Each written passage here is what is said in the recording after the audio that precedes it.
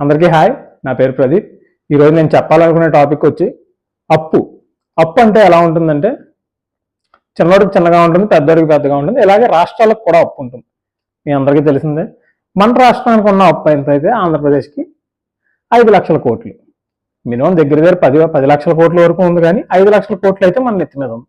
ఈ 5 లక్షల కోట్లకి సంవత్సరానికి కట్టే వడ్డీ 40,000 నుంచి 50,000 కోట్లు, ఓన్లీ వడ్డీ మాత్రమే. ఇది కాకుండా మన ఆంధ్రప్రదేశ్ సంపాదించేది ఎంత అంటే 2,50,000 కోట్లు ఒక సంవత్సరానికి మన ఆదాయం. దాంట్లో మనం ఖర్చు పెట్టేది ఎంత? 3 లక్షల కోట్లు. అంటే మనకు వచ్చేదానికన్నా మనం ఒక 50,000 కోట్లు ఎక్స్ట్రా ఖర్చు పెడుతున్నాం. దీంతో పాటు సంవత్సరానికి 40,000 50,000 ఇంట్రెస్ట్ కట్టాలి. పోనీ 50,000 అనుకో రౌండ్ ఫిగర్గా. అంటే సంవత్సరానికి 50,000 కడుతున్నాం అంటే 5 సంవత్సరాలకి ఎంత? 2,50,000 కోట్లు. మళ్ళీ తక్కువ కాదు. దానితో కిందకు వచ్చేసరికి మనం సంపాదించేది 2,50,000, మనం ఖర్చు పెట్టేది 3 లక్షలు కాబట్టి ఇది ఒక 50,000. దీన్ని 5 సంవత్సరాలకు వేసుకుంటే ఇది 2,50,000 కోట్లు. ఇది కాకుండా మళ్ళీ ఎక్స్ట్రాగా మనకి ఇచ్చే ఫ్రీబీస్, ఈ ఫ్రీబీస్కి ఒక సంవత్సరానికి అయ్యే ఖర్చు 1,50,000 కోట్లు. 1,50,000 కోట్లు ఒక సంవత్సరానికి అయితే దీన్ని 5 సంవత్సరాలు లెక్కేస్తే 7,50,000 కోట్లు అవుతుంది. అంటే టోటల్ వచ్చేసి అదో 2,50,000, ఇదో 2,50,000, ఇదో 7,50,000, మొత్తం 12,50,000 కోట్లు.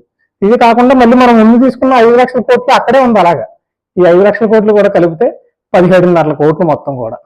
అంటే 17 lakhs crores, 17,500 లక్షల కోట్లు ఈ ప్రభుత్వం అయిపోయేసరికి మనకు ఉండే అప్పు దగ్గర. ఇలాగే చిన్నోడికి చిన్నగా ఉంటుంది, పెద్దోడికి పెద్దగా ఉంటుంది. ఎవరికో కోట్లలో అప్పు ఉన్నది, రాష్ట్రానికి లక్షల కోట్లలో ఉన్నది, ఆ కిందనోడికి కోట్లలో ఉంటుంది, ఆ కిందనోడికి లక్షల్లో ఉంటుంది, నాలాంటివాడికి వేలలో ఉంటుంది, ఆ కిందనోడికి 100లో ఉంటుంది. ఇంతే అప్పు. ఎవడ బతుకైనా ఇంతే. ఆడికి వచ్చేది ఎంత? ఆడికి ఆల్రెడీ ఒక అప్పు ఉన్నది, ఆ అప్పుకి ఇంట్రెస్ట్ కడుతుంటాడు. ఆడికి వచ్చిన దాంట్లో ఇంట్రెస్ట్లు అవి కట్టగా వీడు బతకగా మిగిలిన డబ్బుల్లోనే మళ్ళీ ఇంకా ఎక్స్ట్రాగా డబ్బులు తెచ్చుకొని మళ్ళీ చెయ్యాలి.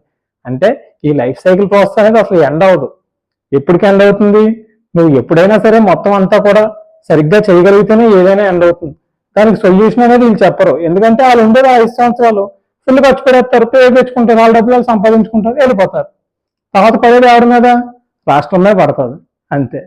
జనాలు ఎర్రి పప్పలు అవుతారు. ఎంజాయ్.